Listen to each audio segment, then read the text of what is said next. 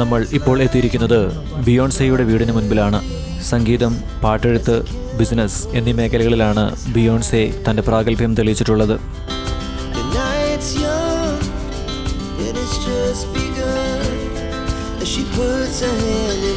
ഇനിയിപ്പോൾ അധികം സെലിബ്രിറ്റികളുടെ വീടുകളൊന്നും ഇവിടെ കാണുവാനായില്ല.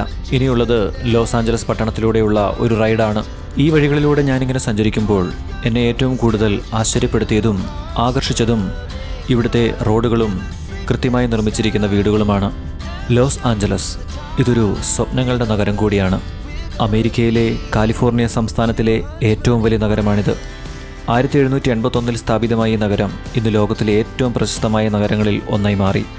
ഈ നഗരത്തിൻ്റെ പ്രതിമാനമായ സൗന്ദര്യം, സൃഷ്ടിപരമായ ആശയങ്ങൾ, അവിടെ സംഭവിക്കുന്ന വിവിധ സാംസ്കാരിക, ആധുനിക, ആർട്ടിസ്റ്റിക് രംഗങ്ങൾ എന്നിവ ലോകത്താകെയുള്ള ആളുകളെ ആകർഷിക്കുന്നതാണ്. ലോസ് ആഞ്ചലസിൻ്റെ ഏറ്റവും വലിയ പ്രത്യേകതയാണ് ലോകമെമ്പാടും അനുഭവപ്പെടുന്ന ഹോളിവുഡ് സ്വപ്നം എന്നത്. സിനിമ, ടെലിവിഷൻ, സംഗീതം, ഫാഷൻ, കല എന്നിവയുടെ കേന്ദ്രമായ ഈ നഗരം ലോകത്തെ ഏറ്റവും വലിയ എൻ്റർടൈൻമെൻറ്റ് വ്യവസായത്തിൻ്റെ മധ്യസ്ഥാനമാണ്. ഹോളിവുഡ് ലോകത്തെ പ്രൊഫഷണൽ സിനിമാ വ്യവസായത്തിൻ്റെ പ്രബലമായൊരു പ്രദേശമാണ്. കൂടാതെ മികച്ച സിനിമകളുടെ നിർമ്മാണം, സംവിധായകർ, താരങ്ങൾ, നിർമ്മാതാക്കൾ എന്നിവയുടെ അഗ്രങ്ങൾ ഈ നഗരത്തിൽ അനാവരണം ചെയ്യപ്പെടുന്നു.